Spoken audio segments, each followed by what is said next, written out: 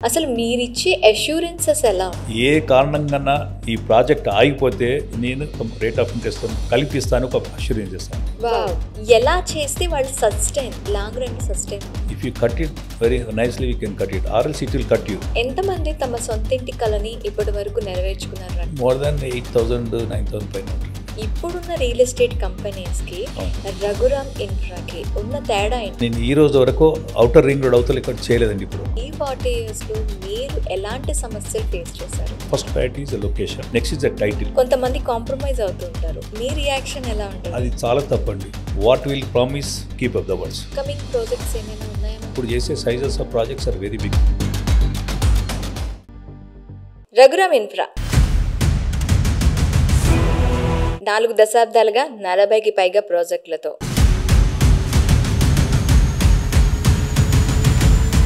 Customers విశ్వాసమే ఆధారంగా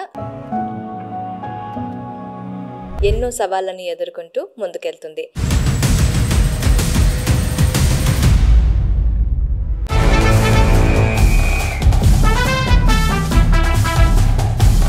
నమస్తే, వెల్కమ్ టు సోషల్ పోస్ట్. నేను మీ మాధురి.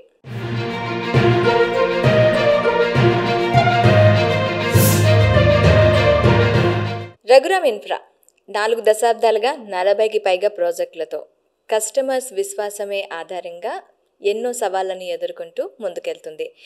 ఇది ఇంత సుస్థిరంగా నిలబడడానికి దీని వెనక ఉండి సవాళ్లను ఎదుర్కొని ముందుకు నడిచింది మాత్రం డాక్టర్ ఆనందరావు గారు. వృత్తిపరంగా డాక్టర్ అయినప్పటికీ కూడా తను రియల్ ఎస్టేట్ రంగంలోకి రావడానికి గల కారణం ఏంటి? 40 ఏళ్లుగా ఆయన ఎన్ని సవాళ్లను ఎదుర్కొన్నారు, అలాగే ఇక్కడ నిలబడడానికి తనకున్న కృషి ఏంటి, ఇవన్నీ డీటెయిల్గా అడిగి తెలుసుకునే ప్రయత్నం చేద్దాం. మనతో పాటు ఉన్న స్టూడియోలో ఆనందరావు గారు. నమస్తే సార్. నమస్తే మేడం. సార్, రఘురామ్ ఇన్ఫ్రా అనేది ఎప్పుడు స్టార్ట్ అయింది, అసలు ఎలా స్టార్ట్ అయింది, ఇప్పుడు ఎలా కొనసాగుతుంది? మేడం, నా పూర్తి పేరు మేచిన సచ్చిదానందరావు, బట్ జనరల్గా అందరూ డాక్టర్ ఆనందరావు అంటారు. అవును సార్. మీరు డాక్టరా లేకపోతే? Medical doctor. Medical doctor. Medical. Raghuram అనేది దొరకడం నా అదృష్టం అండి. ఆ పేరు యాక్చువల్ నేను ఎస్టాబ్లిష్ చేసింది కాదు. ఇది ఒక group of persons from Nalgonda district, they purchase a one plot in Sarvoor Nagar. అది గవర్నమెంట్ ఏం చేస్తే అంటే హెచ్ఎండి ప్లాట్ కాబట్టి they are made one rules and రెగ్యులేషన్స్లో గ్రౌండ్ +5 మినిమం ఫ్లోర్స్ చేయాలని చెప్పారు. 1985లో వాళ్ళకి ఆ బిజినెస్ తెలియలేదు, అసలు గ్రౌండ్ +5 కట్టడం వాళ్ళకి తెలియదు. కొన్ని కారణాల వల్ల మాకు డాక్టర్ రామేశ్వరరావు దగ్గర రిలేటివ్స్ వాళ్ళ దగ్గర నుంచి నాకు రావడం జరిగింది. అది డాక్టర్ రామేశ్వరరావు గారు చెప్పారు, లెటెస్ట్ టేకప్ దిస్ ప్రాజెక్ట్ అని చెప్పారు. అప్పుడు అది ఏదైతే ఆ పేరు వాళ్ళు పెట్టిన పేరు అది నేను టేకప్ చేయాల్సి వచ్చింది 1985లో. ఎస్. ఓకే, అంటే అప్పట్లో ఇలాంటి కంప్లీట్ 1985 అంటే అసలు అపార్ట్మెంట్ కల్చరే లేదు. తక్కువ, చాలా తక్కువ అండి. అపార్ట్మెంట్ కల్చర్ అడాప్ట్ కూడా చేసుకోలేదు అప్పటికి. ఇంకా ఆ టైంలోనే మీరు ఈ కల్చర్ని స్టార్ట్ చేశారు. యాక్చువల్లీ నేను ముందు ఈ కన్స్ట్రక్షన్లో వచ్చే ముందు నాకు ఈ కన్స్ట్రక్షన్ నుంచి నాకు ఏమాత్రం తెలియదు. నేను అప్పుడే చేశాను, నా హోమియో మెడిసిన్ కంప్లీట్ చేసి 1980లో కంప్లీట్ చేశాను. 81లో గ్రేడ్ డిగ్రీ అయిపోయింది. 86లో నాకు అపాయింటెడ్, యాక్చువల్గా I got the medical officer post. Okay, but 1985లో ఇది రావడం రెండు కోయిన్సైడ్ అయిపోయిందండి. అప్పుడు డాక్టరా లేదంటే యాజ్ ఏ బిల్డరా అనేటప్పుడు మీరు ఏది చూస్ చేసుకున్నారు సార్? ఏది మీకు ఎక్కువగా నచ్చింది? దేంతో ట్రావెల్ అవటం? అంటే నాకు ఎంటర్ప్రీనర్షిప్ అంటే నాకు చాలా ఇష్టం అండి. ఏదో ఒకటి లైఫ్లో ఏదో ఒకటి అచీవ్మెంట్ చేయాలి. అంటే కొద్ది గోల్స్ అన్నాయి, కొన్ని స్పెషలైజేషన్ ఉన్నాయి నాకు. ఏదో ఒకటి చేయాలి, ఏదో ఒకటి నేను ఐ వాంట్ టు బికమ్ ఒక పేరు నిలబెట్టుకోవాలనేది నాకు ఉందండి. ఓకే, అదే టైంలో నాకు మెడికల్ పోస్ట్ రావడము, that's a guaranteed government job అంటే ఒక అష్యూరెన్స్ కాబట్టి ఫాదర్ మదర్ అందరూ దాని ఇంట్రెస్ట్ చూపెట్టిండ్రు. బట్ అంటే నేను రావడం అనేది చాలా చిన్న ఫ్యామిలీ చేసాను. ఆ టైం వరకు నాకు ప్రాపర్ మాకు ఇల్లు లేదు, ఇంట్లో ఊర్లో కూడా ల్యాండ్స్ ఉన్నాయని సిస్టర్స్ ఇవ్వడం జరిగింది. అది నేను ఆ పోస్ట్ వచ్చిన తర్వాత మా వైఫ్ కానివ్వండి, అమ్మ నాన్న చాలా సంతోషపడ్డారు. కానీ కొన్ని కారణాల వల్ల నేను 86 నుంచి ఒక 5-6 ఇయర్స్ చేసేసి రిజైన్ చేయవలసి వచ్చింది. Okay, so that I left the profession. నాకు ఆ టైంలో డాక్టర్ రామేశ్వర్ కూడా అంటే నువ్వు రిజిగ్నేషన్ చేసి ఎవరికో ఇంకో మంచి పోస్ట్ వస్తుంది కదా అని అంటే అది దట్ ఇస్ ఆల్సో ట్రూ అనుకొని నేను రిజైన్ చేయడం జరిగింది. ఓకే. రిజైన్ చేసి ఇంకా అక్కడి నుంచి దీంట్లోనే కంటిన్యూ అయ్యారు. Full time. నాకు కన్స్ట్రక్షన్లో నాకు interest, passion, is a passion. నేను ఆ ప్యాషన్తోని చేయడం జరిగింది. అంటే మొదటి నాకు చిన్నప్పటి నుంచి హార్డ్ వర్క్ చేయడం అంటే కూడా నాకు హాబీ అనుకుంటున్నాను. సో ఈ రెండు కలిసి రావడము, దానికి తగ్గట్టు భగవంతుడు కృప చేయడము, దానికి నేబర్స్లో మనకు నా మిత్రులు ఉండడం, ఇవన్నీ దీనికి. అయితే ఇప్పటి వరకు రఘురామ్ ఇన్ఫ్రాలో ఎన్ని ప్రాజెక్ట్స్ కంప్లీట్ చేశారు sir? More than 35 to 40 projects complete చేసాను ఇప్పటివరకు. అన్ని ఏ ప్రాజెక్టు నేను భూమి పూజ చేసేసినో ఆ ప్రాజెక్ట్ కంప్లీట్ అయింది. ఏది మధ్యలో ఆగిపోలేదు ఇప్పటివరకు. ఏ ప్రాజెక్టు మధ్యలో ఇప్పటివరకు ఇన్కంప్లీట్ అయిన ప్రాజెక్ట్ ఎక్కలేదండి. ఎంతమంది తమ సొంతింటి కళని ఇప్పటి వరకు నెరవేర్చుకున్నారు రఘురామ్ ఇన్ఫ్రాతో? మోర్ దాన్ 8,000 9,000 పైన ఉంటారండి. 8,000 అంటే దానిలో ఎన్ఆర్ఎస్ ఉన్నారు, లోకల్ వాళ్ళు ఉన్నారు. నేను ఎక్కువ వరకు చేసింది ఓన్లీ మల్టీ స్టోరీ బిల్డింగ్స్. నేను ఈరోజు వరకు విలాస్ చేయలేదు, లోకల్ ప్లాటింగ్ ఎప్పుడు చేయలేదు. Only high-rise buildings. High-rise buildings. Only high-rise. మన టాప్ హైరైజ్ బిల్డింగ్స్ అంటే మీరు ఏం చెప్తారు? నా ఇప్పుడు ఈ మధ్యలో ఆఫ్టర్ చంద్రబాబు గవర్నమెంట్ నుంచి మనకు హైదరాబాద్ అనేది ఒకటి మెట్రో సిటీ కావడం జరిగింది. అంటే మల్టీ స్టోర్ బిల్డింగ్ కల్చర్ రావడం జరిగింది. దానికి తగ్గట్టు గవర్నమెంట్ పాలసీస్ కూడా దానికి అనుగుణంగా ఉన్నాయి కాబట్టి శరవేగంగా చాలా ముందుకు వెళ్ళిపోయింది. Okay, it's good. I feel good beginning. 40 yearsగా ఒకే దాంట్లో సస్టైన్ అవ్వటం చాలా కష్టం సార్. అలాంటిది ఇప్పుడున్న మార్కెట్కి అప్పుడు అంటే 85లో ఎవరు లేరు, ఇదొక కొత్తదనం అని మిమ్మల్ని అడాప్ట్ చేసుకుని ఉండొచ్చు. కానీ ఇప్పుడున్న రియల్ ఎస్టేట్ కంపెనీస్కి రఘురామ్ ఇన్ఫ్రాకి ఉన్న తేడా ఏంటి? ఇంత సస్టైనబిలిటీ ఎలా వచ్చింది? అంటే ఆ రోజుల్లో వెరీ ఫ్యూ బిల్డర్స్, అప్పుడు ఆ రోజు చాలా తక్కువ మంది ఉన్నవారు. అంటే చాలామందికి ఈ ప్రాజెక్టు టెక్నికల్ స్కిల్స్ లేవు, మార్కెటింగ్ అనేది లేదు. సో అప్పుడప్పుడే కల్చర్ డెవలప్ అవుతుంది. అది తీసుకోవడం మేము చేసిన తర్వాత అన్ని ఫాస్ట్గా బుకింగ్ అయిపోయినాయి. ఓకే, 86లో మేము ఫస్ట్ ప్రాజెక్ట్ మేము సర్వనగర్లో చేశాను. నేను దట్ ఇస్ 200 ఫ్లాట్స్. నేను 199 రూపీస్ పర్ స్క్వేర్ ఫీట్ అమ్మానండి రాజులో. 199 rupees per square feet. But with a great difficulty, just అంటే I did a hard work. I sold all the 100 flats. ఆ టైంలో నాకు ఏంటంటే మనీ సపోర్ట్ లేకుండే. నాకు ఎన్నో ప్రాబ్లమ్స్ నేను ఫేస్ చేశాను. But I succeeded. I complete the project. 199 rupees అంటే ఇప్పుడు చాలా తక్కువ. అప్పుడు ఎలా చూసేవారు దాన్ని? ఒక స్క్వేర్ ఫీట్ 199 రూపీస్ అంటే ఆ రోజులలో అసలు అపార్ట్మెంట్ కల్చర్ అనేది చాలామంది తెలియదు మనకు. అవును, 199 రూపీస్ అదే చాలా ఎక్కువ కాస్ట్గా ఫీల్ అయిపోయింది అది. అంటే ఆ రోజుల్లో ఏంటంటే ఇండిపెండెంట్ హౌసెస్ అనేది వాళ్ళు ఎక్కువ ప్రిఫర్ చేస్తారు. ఈ మల్టీ స్టోర్ బిల్డింగ్ కల్చర్ ఇంకా డెవలప్ కాలేదు అప్పుడు. సో అప్పుడు కొంత మాకు ఇబ్బంది అయ్యేది మాకు. బట్ ఫైనల్లీ మెట్రో సిటీస్ రావడము, అదర్ సిటీస్ చూసేసి అపార్ట్మెంట్ కల్చర్ చాలా డెవలప్ అయిందండి.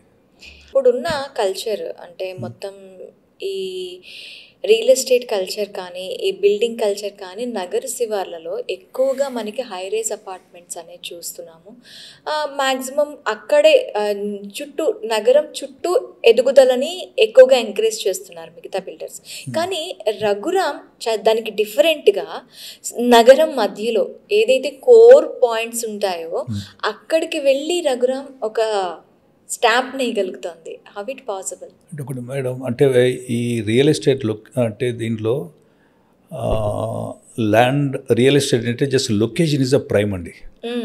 మనకి ఏది సక్సెస్ చేయాలంటే first we choose the right place. నేను ఈ రోజు వరకు అవుటర్ రింగ్ రోడ్ అవతల ఇక్కడ చేయలేదండి ఇప్పటివరకు. Only within the ring road. అంటే ఆ రోజుల్లో జిహెచ్ఎంసి హెచ్ఎండి అని ఉండేది. ఇప్పుడు ఈ మధ్యలో 93లో రింగ్ రోడ్ వచ్చింది. ఆ రోజుల్లో కూడా నేను prime locations, always I will choose the prime locations and limited areas. అలా అంటే just selection of the place is a very very important అండి. సార్, ఇక్కడ రఘురామ్ ఇన్ఫ్రా నిర్మించే ప్రతి ప్రాజెక్ట్లో కూడా ఎక్కడ కూడా మనకి ఆనంద్ ప్లాజా, ఆనంద్ రెసిడెన్సీ లేదంటే ఆనంద్ విహార్ ఇలా ఆనంద్ అనే పేరు వస్తుంది. అసలు ఆనంద్ రఘురామ్ ఏంటి ఈ రెండింటికి కోర్? అసలు మధ్య తేడా ఏంటి? అంటే ముందు బిగినింగ్లో చేసిన అన్ని రఘురామ్ నేమ్ మీదే చేశానండి. రఘురామ్ ఇట్లా విండ్సర్ ప్లాజా, బ్లీచ్ పార్కే రఘురామ్ అనేది చాలా ముందు రఘురామ్ చేసాను. తర్వాత కొన్ని రోజుల్లో కొంత ఫ్రెండ్స్ ఎందుకు why don't keep your name also అని చెప్పిండ్రు.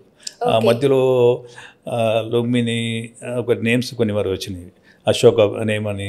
ఇలా నేను కూడా కొన్ని ప్రాజెక్ట్స్ ఆనంద్ నేమ్ మీద తీసుకున్నాను. ఓకే, మ్యాక్సిమం ఒక 6-7 ప్రాజెక్ట్స్ ఉన్నాయండి ఆనంద్ నేమ్ మీద ఉన్నవి. బట్ మిగతా అన్ని డిఫరెంట్ నేమ్స్కి వెళ్ళేది. మళ్ళీ కొన్ని రోజుల తర్వాత మళ్ళీ ఒక 10 years తర్వాత A2A అనే ఒక specified లొకేషన్స్లో only A2A brand.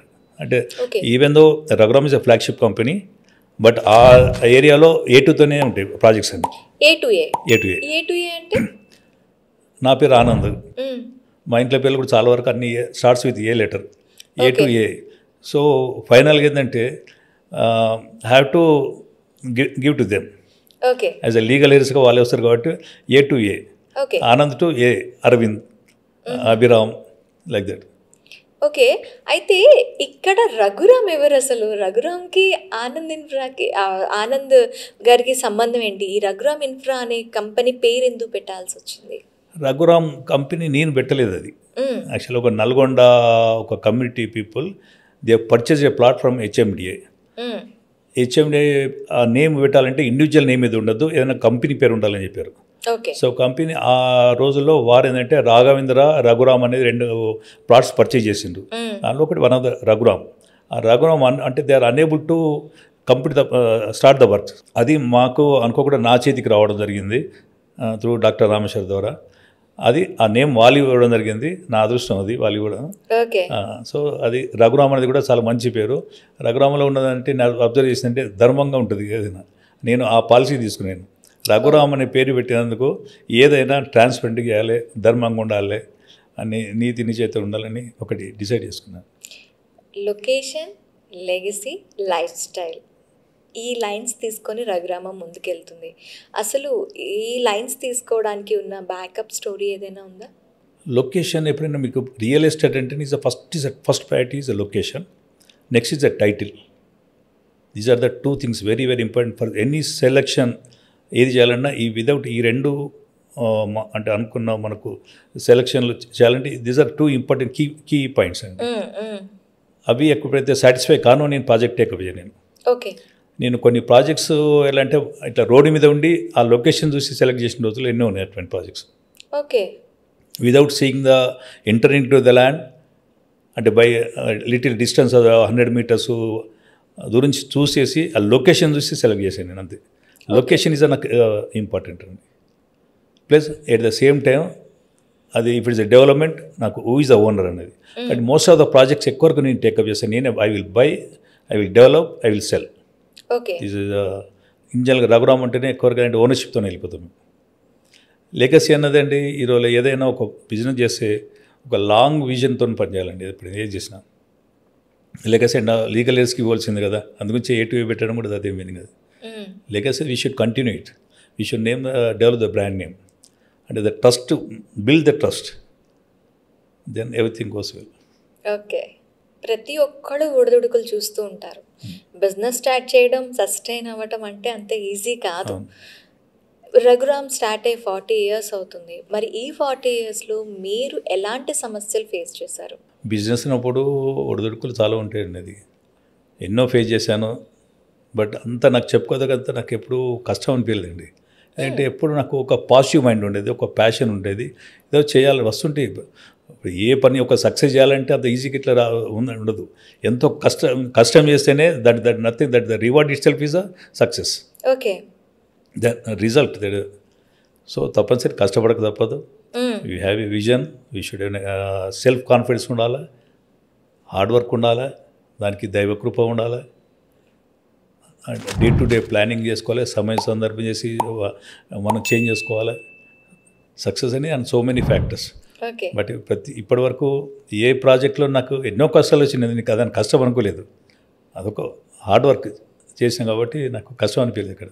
Sir, road మీద వెళ్తున్నప్పుడు రఘురామ్ బోర్డు చూడంగానే ప్రతి ఒక్కడు సొంత ఇంటి కళను నెరవేర్చుకోవడానికి ఇంతకు ముందు ఎక్కువగా రఘురామ్నే చూస్ చేసుకునేవారు. అక్కడికి వెళ్ళేటప్పటికి వాళ్ళకి ఏంటంటే ఒక హ్యాపీ మోడ్ కనిపించేది ఆ హౌసెస్లో కానీ, ఆ చుట్టూ ఉండే ఎన్విరాన్మెంట్ కానీ. ఇదంతా తీర్చిదిద్దడానికి కానీ దీన్ని మీరు అంటే ఆ కాన్ఫిడెన్స్ వాళ్ళకి ఇవ్వడంలో మీరు నిలబెట్టుకోవడంలో కానీ మీరు పడ్డ శ్రమ ఎలాంటిది సార్? అంటే ఇప్పుడు చుట్టూ ఉండే విజనరీ, చుట్టూ ఏదైతే ఉందో అది మీ విజనరీ. ఆ బిల్డింగ్ తయారవ్వక ముందు మీకుండే విజనరీ, మీరు దాని గురించి ఎలాంటి శ్రమ చేసేవాళ్ళు? ఇప్పుడు నార్మల్ పీపుల్ అనుకోండి, ఇప్పుడు బిల్డరే అనుకోండి, ఇప్పుడు వస్తున్న బిల్డర్స్ వాళ్ళు చదువుకునే దాన్ని బట్టి సివిల్ ఇంజనీరో లేదంటే ఆర్కిటెక్చరో వచ్చి దాన్ని నిర్మించి దాన్ని ఒక కొత్తదనంలో చూపించగలుగుతున్నారు. బట్ ఆ టైంలోనే మీరు ఒక కాన్ఫిడెన్స్ని ఏదైతే చెప్పగలిగారో అది చేసి చూపించగలిగారు. దీని వెనుక మీరు పడ్డ శ్రమ ఎలాంటిది? మేడం, ఒకటి ముఖ్యంగా ఏంటంటే ఒక కస్టమర్ అక్కడికి వచ్చిందంటే ఎంతో నమ్మకంగా మిగిలి వస్తారండి. రెండో విషయం ఏంటంటే ఒక ఇల్లు కొనాలంటే మనకు ఒక జీవితంలో ఒక కళ, అది దానికి ఎంతో హార్డ్ వర్క్ చేసేసి ఎంతో హార్డ్ అండ్ మనీ చేసేసుకొని మా దగ్గరకు వచ్చి ఇన్వెస్ట్మెంట్ చేస్తుంది. వాళ్ళని చూస్తుంటే నేను కూడా చిన్న ఫ్యామిలీ వచ్చినా కూడా నాకు తెలుసు కష్టాలని. ఎట్టి పరిస్థితి లోపల ఎవరికి మోసం చేయొద్దు. ఓకే. ఏ కారణంగా ఈ ప్రాజెక్ట్ ఆగిపోతే నేను with return of some rate of interest కల్పిస్తాను, ఒక అష్యూరెన్స్ చేస్తాను. That is my word. If I say ఒక మాట చెప్పినంటే అది నేను 100% ఇంప్లిమెంట్ చేస్తాను. ఎప్పుడైనా ఫేస్ చేస్తారా సార్ అది? ఇప్పటికే ఇవి రాలేదు. ఏది వచ్చినా చిన్న చిన్న వెరీ వెరీ మైనర్ పాయింట్స్ అండి. ఎవరు నా ఆఫీస్కి వచ్చినా సంతోషంగా వస్తారు. ఎక్కడికి అట్లా ఆన్ ది వే పోయే వాళ్ళు కూడా వస్తారు. అంటే కస్టమర్ సర్వీస్ అనేది చాలా చాలా ఇంపార్టెంట్ అండి. నేను after constructions will do the service. Okay. That is our relationship. Customer relationship is a great that gives a very very happiness. They will come and enjoy. అరే డాక్టర్ చాలా చెప్తుంటారు నాకు. ఇంకా అది that's it is inspired me. ఇంకా నేను further ఇంకా చేయాలనిపిస్తుంది. ఏ కస్టమర్ని ఎప్పుడు ఇబ్బంది పెట్టద్దండి. సో ఆ రోజులు ఎప్పుడూ అనుకున్న వర్డ్ ఈ స్టేట్ గవర్నమెంట్ కానీ సెంట్రల్ గవర్నమెంట్ కానీ క్రెడే అనేది ఒకటి తీసుకొచ్చింది. To take care of the customers protect చేయడం అనేది రేరా అనేది కొత్త రూల్స్ వచ్చినాయి. నేను ఆ రోజులలోనే నేను మాటల ద్వారా చేశాను. ఓకే. మాటల ద్వారా చేసి చేతల్లో చేసి చూపించారు. అయితే ఇప్పుడు రఘురామ్ కన్స్ట్రక్ట్ చేస్తున్న ప్రాజెక్టులు ఏంటి సార్ ప్రస్తుతం మనం చేస్తున్నవి? ఎట్ ప్రెజెంట్గా రఘురామ్ బ్రాండ్ కింద 2 ప్రాజెక్ట్స్, ఒకటి బాలానగర్లో చేస్తున్నాము, అరౌండ్ నియర్లీ 2000 ఫ్లాట్స్. పొప్పలగూడలో ఒక 1150 ఫ్లాట్స్ చేస్తున్నాము. ప్లస్ ఇంకొక 1 మోర్ ప్రాజెక్ట్ రాబోతుంది, అక్కడ ఒక 600-700 ఫ్లాట్స్ వస్తున్నవి.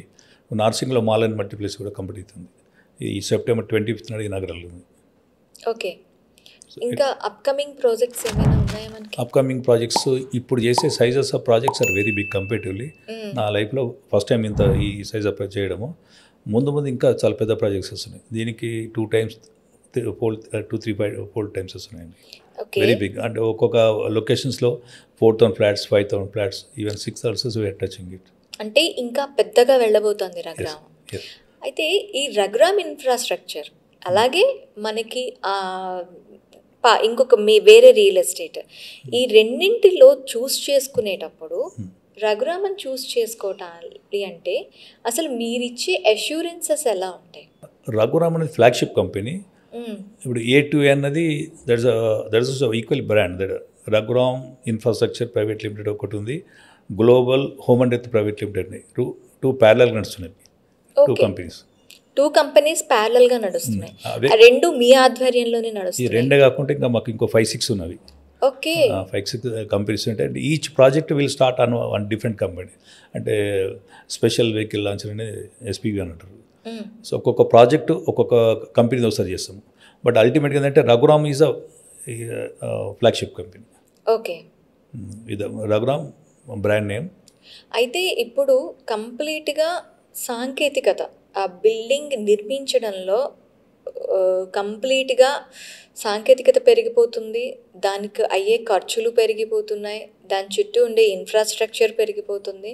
ఇలాంటి వాటి మధ్య రఘురామ్ నిలబడటానికి మెయిన్ రీజన్ ఏంటంటారు? మీరు అంటూ డే బై డే టెక్నాలజీ చాలా పెరుగుతుంది, మెటీరియల్స్ పెరుగుతుంది, దాని క్వాలిటీ చాలా వస్తున్నాయండి. Day to day we have to మనం change our life style. First ఏంటంటే కస్టమర్స్కు ఏం కోరుకుంటున్నారు అనేది చాలా ఇంపార్టెంట్. ఫస్ట్ మనం దాన్ని ప్లానింగ్ అసెస్ చేయాలి. మనం ఏ లొకేషన్స్లో ఏ ప్రాజెక్ట్ చేయాలనేది ఒకటి ఇంపార్టెంట్. ఏ ప్రాజెక్ట్లో ఈ సైజులో ఎంత సైజ్ చేయాలనేది ఒకటి. 2 బెడ్రూమ్ చేయాలన్నా, 3 బెడ్రూమ్ చేయాలన్నా, 4 బెడ్రూమ్ చేయాలా, విల్లా చేయాలన్నా రకరకాల ప్లానింగ్స్ ఉంటాయి. బట్ ఎందుకంటే మోస్ట్ ఆఫ్ నేను లాస్ట్ 15 ఇయర్స్ నుంచి 2 బెడ్రూమ్ చేయట్లేదండి. ఇప్పుడు మొదలు 3 బెడ్రూమ్ ఎక్కువ వరకు. ఎందుకంటే ఎక్కువ కస్టమర్స్ ఏంటంటే 3 బెడ్రూమ్ లైక్ చేస్తుండ్రు. ఎందుకంటే ముందు ఒక చిన్న ఫ్యామిలీతో స్టార్ట్ అవుతుంది. హస్బెండ్ వైఫ్, తర్వాత ఒక చిల్డ్రన్, సెకండ్ చిల్డ్రన్, ప్లస్ వాళ్ళ ఫాదర్ మదర్ రావడము, గెస్ట్ గురించి రావడం అనేది. 2 బెడ్రూమ్స్ ఒకటి పేరెంట్స్ పోయినా, ఒక బెడ్రూమ్ చిల్డ్రన్ పోతుంది, ఒక బెడ్రూమ్ గెస్ట్ రూమ్ ఉంటుంది. సో దట్ ఈస్ ఎందుకు కాన్సెప్ట్ బాగా అనిపించింది. నేను 3 బెడ్రూమ్తోనే స్టార్ట్ చేస్తాను. ఏ ప్రాజెక్ట్ చేసినా మినిమం 3 బెడ్రూమ్.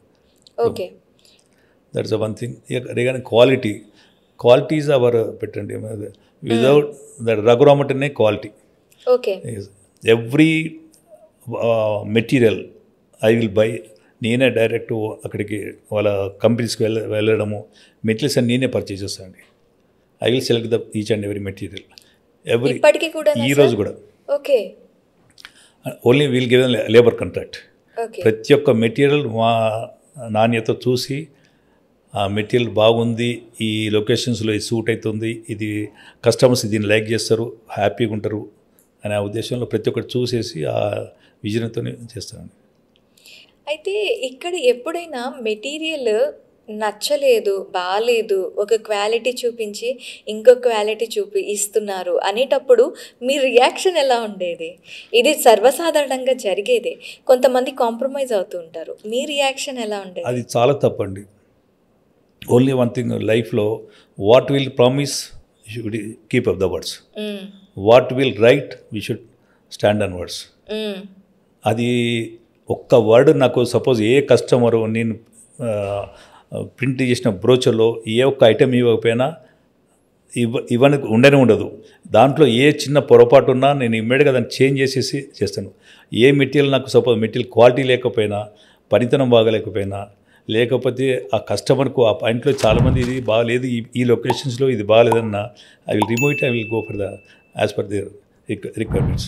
సార్, ఇప్పుడు ఒక 2-3 ఇయర్స్ నుంచి బాగా వినిపిస్తుంది ఏంటి అంటే, రియల్ ఎస్టేట్ కంప్లీట్గా సంక్షోభంలో ఉంది అని. ఇది నిజమేనా? ఒకవేళ ఇది నిజమైతే దానికి పరిష్కారం ఏంటంటారు? సంక్షోభం అనేది ఎప్పుడు ఏదైనా ఆగదండి, అది రెవల్యూషన్. ఇప్పుడు మీరు లాస్ట్ 10 ఇయర్స్ చాలా బాగుందండి. మీరు ఎప్పుడు దాంతో కంపేర్ చేసుకుంటే సంక్షోభం అంటారు. ఇప్పుడు ఒక రోజు 10 రూపాయలు వచ్చేవానికి 4 రూపాయలు వచ్చేయండి అలా ఉన్నది. అని అంటే ఆ టైంలో that was a very very boom period. కంటిన్యూస్గా ఉంటుంది కదా త్రూఅవుట్ లైఫ్ లాంగ్. కానీ కంటిన్యూ మోర్ దెన్ ఎక్కడ జనరల్గా రియల్ ఎస్టేట్ ప్రాజెక్ట్లో up to 6 years regular success ఉంటుంది, లేకపోతే 9 ఇయర్స్ ఉంటుంది. Every 10 years they will be down trend ఉంటుంది. It's a good for builders also. అంటే మనం మంచిలో ఇప్పుడు ఎలా సర్వైవ్ అవుతామో, ఇక్కడ కష్టకాలంలో కూడా ఎట్లా సస్టైనబిలిటీ సర్వైవ్ అవ్వాలని నేర్చుకోవాలి మనం. Okay, is one way is a lesson. అంటే ఎప్పుడు తీయది స్వీట్ తింటే మంచిది కాదండి. అప్పుడప్పుడు మధ్యలో మనం కారం అని లేకపోతే అందుకు బ్యాలెన్స్ చేసుకుంటే బాగుంటుంది. ఓకే, ఇప్పుడు చెప్తున్నారు కదా, ఈ 10 ఇయర్స్ బాగుంది ఇంతకు ముందు, ఇప్పుడు 2 ఇయర్స్ బాగాలేదు, తర్వాత మళ్ళీ 10 ఇయర్స్ బాగుంటుంది ఇలా. ఇది ఇంతకు ముందు ఎప్పుడైనా ఇలా జరిగిందా సార్? అంటే ఈ మధ్య ఇది మనం చూస్తున్నామా? బాగలేదని ఎప్పుడు చెప్పట్లేదండి. Is now even 2 years is very good. But subject ఏంటంటే, మీకు location should be very good, your brand name should be good, your planning should be good. ఎందుకంటే ఏ ప్రాజెక్ట్ అయినా ఏ లొకేషన్లో అయినా నేను సక్సెస్ చేస్తానండి. That is my strength. బాగలేదని లేదు, కాకపోతే అప్పట్లాగా ఎందుకంటే టూ మెనీ బిల్డర్స్ రావడం అయిపోయింది ఒకటి. తర్వాత not only too many builders, అంటే మార్కెట్ కంపేటివ్లీ గవర్నమెంట్ కొంచెం చేంజ్ చేయడం వలన కొంత వాళ్ళు గవర్నమెంట్ కూడా కొద్ది పాలసీస్ ఇప్పుడు అర్థమవుతున్నవి. ఇది సో మన ఎట్ ప్రెజెంట్ ఉన్న సీఎం గారు కూడా very dynamic leader, is coming with visionary. 4th city అని అది ఇది చేస్తుండ్రు. మన రీసెంట్గా క్రెడిట్ ప్రాపర్టీ షో కూడా వచ్చిండ్రు. He has given the assurances. Really చాలా బాగుంది. ఎట్ ప్రజెంట్ గవర్నమెంట్ కూడా బాగుంది. అయితే ఇంకొకటి ఇక్కడ సార్, ప్రతి సామాన్యుడు ఆలోచించేది సొంతింటి కళ. అది ఇప్పుడు అందుబాటులో లేదు. ప్రస్తుతం రియల్ ఎస్టేట్ చాలా ఎక్కువగా సంక్షోభం అంటున్నారు ఒక పక్క నుంచి, అలాగే ఒక ఇల్లు కానీ ఒక స్థలాన్ని కొనలేని సిచ్యువేషన్లో ఉన్నారు సామాన్య ప్రజలు అని చెప్పి అంటున్నారు. దీనికి పరిష్కారం ఏంటంటారు? ఎలా వెళ్తే దీని నుంచి గట్టెక్కి ప్రతి సామాన్యుడు తన కళని సొంతం చేసుకోగలరంటారు? సామాన్యం అంటే డిపెండ్స్ ఆన్ ఇన్కమింగ్ ఎర్నింగ్స్. అంటే ఇప్పుడు మంచి లొకేషన్లో సపోజ్ ఇప్పుడు మనకు నానక్రమణ, గచ్చిబౌలి ఆ లొకేషన్స్లో ఒక సామాన్యుడు కొనడం అనేది అంత ఈజీ కాదండి. అది దట్ అక్కడ ల్యాండ్ కాస్ట్ వేరు, అక్కడ కాస్ట్ ఆఫ్ కన్స్ట్రక్షన్ వేరు, అక్కడ planning specifications are different. That is only for premium brand. ఇప్పుడు ఎందుకంటే ఇప్పుడు ఏదైనా మన జ్యువెలరీ షాప్లో కానీ ఎక్కడ పోతే ప్రతి ఒక్కరు కేటగిరీస్ ఉంటాయి. సామాన్యులకు వేరే ఉంటాయి, మిడిల్ క్లాస్ వేరే ఉంటాయి, హయ్యర్ క్లాస్ వేరే ఉన్నట్టు. కొన్ని లొకేషన్స్ కొంత మన ప్రీమియం సెగ్మెంట్స్ ఉంటాయి. సామాన్యుల కంటే మీకు చాలా ఉన్నాయి. ఇప్పుడు రింగ్ రోడ్, నియర్ రింగ్ రోడ్లో కూడా ఉన్నవి, అవుటర్ రింగ్ రోడ్లో ఉన్నవి, మీకు 50 lakhsలో దొరుకుతున్నవి, 75 lakhs ఉన్నవి, 1 crore ఉన్నవి. బట్ సెంట్రల్ లొకాలిటీలో ఏదైనా అబవ్ 1 crore అండి. ఓకే. అయితే కేంద్ర ప్రభుత్వం ఇప్పుడు జిఎస్టీ రేట్లు కూడాను తగ్గించింది కదా సార్. ఈ జిఎస్టీ రేట్లు తగ్గించడం వల్ల ఒక 50 lakhs పెట్టి ఒక ప్రాపర్టీ కొనుక్కున్న సామాన్య ప్రజలకు కానీ ఏదైనా ఎవరికైనా సరే ఎంతవరకు వాళ్ళకి సస్టైనబిలిటీ అండ్ క్రెడిబిలిటీ ఉంటుంది, అండ్ వాళ్ళకి ఎంతవరకు దాంట్లో తగ్గే అవకాశం ఉంది? ఇది చాలా శుభ పరిణామం అండి జిఎస్టీ తగ్గిస్తున్నది. అంటే ఇది జస్ట్ ఎంకరేజింగ్ ది ఎంటర్ప్రీనర్స్. ఒకటి జీడిపి పెరగడానికి చేశారు. ఇది is real is should invite that policy matter. ఎప్పుడు చేయవలసింది ఓకే చేశారు. దీనివల్ల ఏంటంటే మనకు ఎంతో తగ్గుతుంది. ఇప్పుడు ఫర్ ఎగ్జాంపుల్ సిమెంట్ మనకి 28% ఉంది జిఎస్టీ, అది ఇప్పుడు 18% చేసిండ్రు. అలా కొన్ని ఐటమ్స్ మీద మనం చేసిండ్రు. డెఫినెట్గా మనకు ఒక 5 to 6% అంటే మీకు 50 lakhs అనే కదా 4-5 lakhs తగ్గే కారణాలు ఉంటాయి. ఇది వన్ వే ఇస్ గుడ్. అయితే ఇప్పుడు ప్రభుత్వం కూడా ఫ్యూచర్ సిటీ అని ఒక కొత్త ప్రాజెక్ట్తో ముందుకు వస్తుంది. ఇలాంటి ప్రాజెక్ట్స్ గవర్నమెంట్ నుంచి రావటం వల్ల రియల్ ఎస్టేట్లో బూస్ట్ ఉంటుందా, లేకపోతే ప్రైవేట్గా ఎవరైతే కన్స్ట్రక్ట్ చేస్తున్నారో వాళ్ళకి ఏమైనా ప్రాబ్లం వచ్చే అవకాశాలు ఉంటాయంటారా? ఇట్స్ గుడ్ సైన్ అండి. ఇప్పుడు సిటీ అనేది మెట్రో సిటీ అనేది 4 దిక్కులో 4 వైపులో మీరు పెరుగుతూనే ఉంటుంది, పెరగాలి కూడా. ఇప్పుడు ఒకప్పుడు హైదరాబాద్ ఉంది, అది సికింద్రాబాద్ వచ్చింది, నెక్స్ట్ సైబరాబాద్ సిటీ వచ్చేసింది, 4th సిటీ వస్తుంది. Planning is very good. ఇది మనం we should welcome it. Okay. ఎందుకంటే అడ్వాన్స్ ప్లానింగ్స్తో చేస్తుంటాం. ఇప్పుడు ఎందుకంటే మనకు అక్కడ రోడ్స్ అనుకోండి, ఎన్విరాన్మెంట్ అనుకోండి, అక్కడ మనకు సస్టైనబిలిటీ అనుకోండి. గవర్నమెంట్ ప్రాజెక్ట్ వచ్చిందంటే ఆటోమేటిక్గా ప్రైవేట్ దీనికి కూడాను ఛాన్సెస్ ఉంటాయంటారా? అక్కడ సరౌండింగ్స్ డెవలప్ అవుతాయండి. ఇప్పుడు అంటే ప్రతి ఒక్క చీఫ్ మినిస్టరు వారి ఏరియాలు డెవలప్ చేసుకున్నారు కదా, తప్పేముంది. ఇప్పుడు మనకున్న ఎట్ ప్రజెంట్ ఉన్న రేవంత్ రెడ్డి గారు ఆ ఏరియాలు డెవలప్ చేస్తుండ్రు. వారికి ఆ ఏరియా కూడా అనుబంధం, తర్వాత బంధం, అక్కడ అవన్నీ ఆ రిలేషన్స్, అక్కడ ఆ ఫ్రెండ్స్తో ఉండే రిలేషన్స్, ఆ ఎన్విరాన్మెంటల్ వారికి బాగా తెలుసు. ఎక్కడ ఏం చేయాలి, ఏమనేది డెవలప్ చేయాలనేది వారికి తెలుసు వారికి. Yes is real is doing very good job in that. I will appreciate that. రావాలి, అటువంటి సిటీస్ రావాలి, మోడర్న్ సిటీస్ రావాలి. ఒక్కొక్క రీజన్లో ఒక్కొక్కటి డెవలప్మెంట్ ఉండాలండి. అయితే రియల్ ఎస్టేట్ చేయాలి, మాకు ఒక ప్యాసివ్ ఇన్కమ్ రావాలి, లేదు అంటే మేము ఫుల్ టైంలో దీంట్లోనే స్పెండ్ చేయాలి అనుకుని చాలామంది యువత ఇప్పుడు అన్నీ వదిలేసి రియల్ ఎస్టేట్ వైపు ఎక్కువగా మొగ్గు చూపుతున్నారు. అలాంటి వాళ్ళకి మీరిచ్చే సలహా ఏంటి? ఎలా చేస్తే వాళ్ళు లాంగ్ రన్ సస్టైన్ అవుతారంటారు? అంటే రియల్ ఎస్టేట్ ఎలా అంటే డబుల్ ఎడ్జెస్ చూడండి. If you cut it very nicely we can cut it, or else it will cut you. ఇది అందరితోనే పని కాదు. ఎందుకంటే ఫస్ట్ బేసిక్ ఏదైనా ఫస్ట్ బేసిక్ క్వాలిఫికేషన్ ఉండాలి. క్వాలిఫికేషన్లో అంటే ఫస్ట్ అన్నిటికన్నా ముఖ్యందండి అదృష్టం అండి. మా అమ్మనాన్నలు ఇచ్చిన నాకు అదృష్ట జన్మ రాశి అన్నది నాకు ఇంపార్టెంట్, ఆరోగ్యం అన్నది ఇంపార్టెంట్.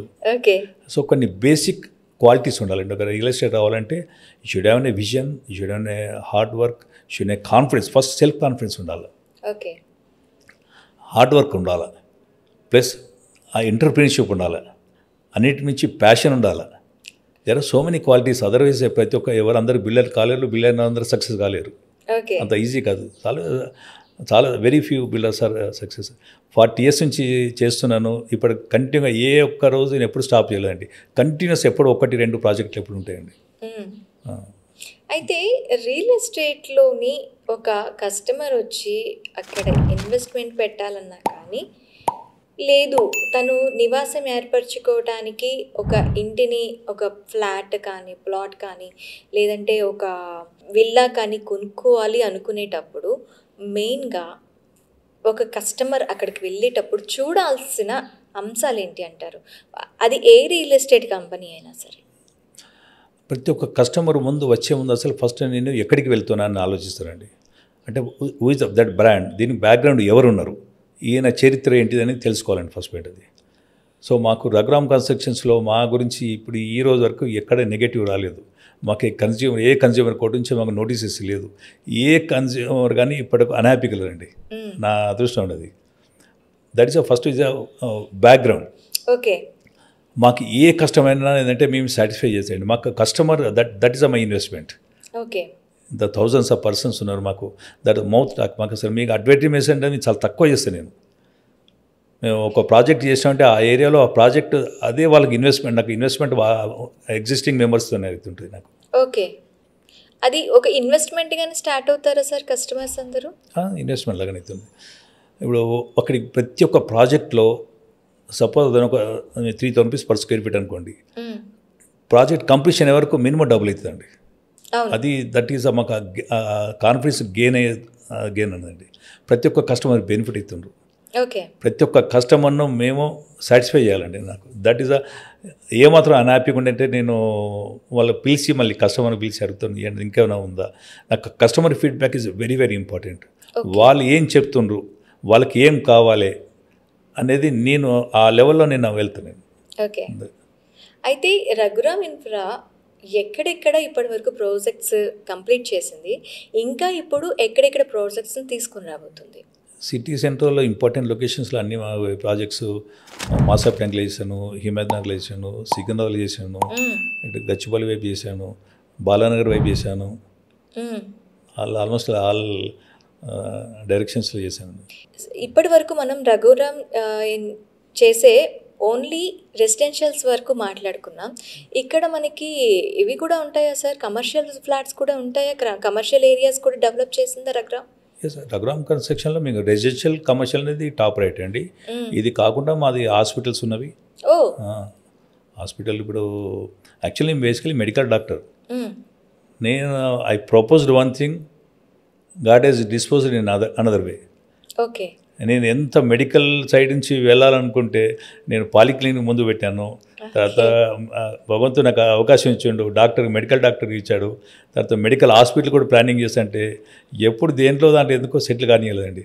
ఎప్పుడు అది కన్స్ట్రక్షన్ లైన్లకు రావడం జరిగింది. మెడికల్ కాలేజ్ పెడదంటే ఇంజనీరింగ్ కాలేజ్ కన్వర్ట్ అయిపోయింది. ఓకే. టెక్నికల్ డైరెక్షన్లో హాస్పిటల్ కూడా కడదానికి టైంలో పట్టినాయి, అది జరగడం జరిగింది. నేను డాక్టర్ని కంటిన్యూ చేద్దాం అనుకోకుండా డాక్టర్ రామశరణ వచ్చి రావాల్సి అరే నేను ఉన్నాను అని కన్స్ట్రక్షన్ తీసుకెళ్ళడం జరిగింది. ఎందుకంటే మొదటి ఎందుకో కన్స్ట్రక్షన్లకు తీసుకెళ్ళేది. అంటే మా పూర్వీకులు కూడా కన్స్ట్రక్షన్లో ఉన్నట్టు విన్నాను, మళ్ళీ అదే ఉండొచ్చు అని అనుకుంటున్నాను. అదే మనకు రెసిడెన్షియల్ కమర్షియల్ కాదు, మేము మాల్స్ అండ్ మల్టీప్లెక్సెస్ కూడా చేసాండి నేను. ఇప్పుడు నాకు ఎట్ ప్రెసెంట్గా I'm having 2 malls and multiplexes, ఒకటి బాలానగర్లో, ఒకటి నార్సింగిలో. ఓకే. ఇవి కాకుండా టెక్నికల్ ఇన్స్టిట్యూషన్స్ ఉన్నాయి నాకు 4-5 ఉన్నవి. ఎట్ ప్రెసెంట్గా ఇప్పుడు 2 ఉన్నాయి. ఎట్ ప్రెసెంట్గా కరీంనగర్లో under Vivekananda institute of technical science, ఇబ్రహీంపట్నంలో గురునానక్ ఇన్స్టిట్యూషన్స్. ఈ మధ్యలో నేను అక్కడి నుంచి ఎగ్జిట్ అయిపోయాను. ఓకే. అయితే చాలా కంపెనీలు రియల్ ఎస్టేట్ కానీ, లేదు అంటే ఏవైనా ఐటీ కంపెనీస్ కానీ వాళ్ళకి తోచినంత సేవా కార్యక్రమాల్లో కూడా పాల్గొంటూ ఉంటారు. రఘురామ్ తరపున అలాంటివి ఏవైనా సేవా కార్యక్రమాలు జరిగాయా? నేను చిన్నజీరి స్వామి గారి భక్తుని. నేను 7 years వారికి నేను ప్రెసిడెంట్ కూడా చేశాను జేర్ ఎడ్యుకేషన్ ట్రస్ట్గా. నాకు మొదటి నుంచి సేవ అంటే నాకు చాలా ఇంట్రెస్ట్ అండి. ఎప్పుడైనా జీవితం వచ్చినప్పుడు ఎంతో కొంతమందికి సేవ చేయడం అనేది చాలా సంతోషం ఉంటుంది. ఇప్పుడు కూడా అనిపిస్తుంది, ఎక్కడికైనా ఒకసారి అన్నోన్ ప్లేస్కి వెళ్ళేసి ఏదైనా టెంపుల్కో, లేకపోతే ఎడ్యుకేషన్ ఇన్స్టిట్యూషన్స్కో, లేకపోతే ఒక రైతుకో వెళ్ళి పేరు చెప్పకుండా వెళ్ళి వర్క్ చేయాలనిపిస్తుంటుంది. అంటే ఎప్పుడైనా కష్టాన్ని అనిపిస్తుంది, సుఖాన్ని ఎప్పుడు నాకు నచ్చదండి. ఓకే. ఇప్పుడు సిటీలో ఎక్కడ చూసినా కూడా హై రైజ్డ్ అపార్ట్మెంట్స్, అది కూడా 2000 ఎస్ఎఫ్టీల నుంచి 5000 ఎస్ఎఫ్టీల వరకు హై రైజ్డ్ అపార్ట్సే మనకి కనిపిస్తూ ఉన్నాయి. మరి ఇక్కడ రఘురామ్ ఇన్ఫ్రా అలాంటివి ఏవైనా ఫ్యూచర్ ప్రాజెక్ట్స్ని తీసుకొని రాబోతుందా? ఇది మాకు ఇప్పుడు ఎట్ ప్రెజెంట్ కూడా ఉన్నవి మాకు. ఓకే. అన్ని 3 బెడ్రూమ్ మినిమం 2000 నుంచి 5000 స్క్వేర్ ఫీట్ అండి. ఓకే. ఇప్పుడు మేము పొప్పలు వేసుకున్నాము 36 స్టోరీ బిల్డింగ్స్. దాని దగ్గరలో we are planning for 60 story also. We are coming with that project shortly. Will try to hear good news.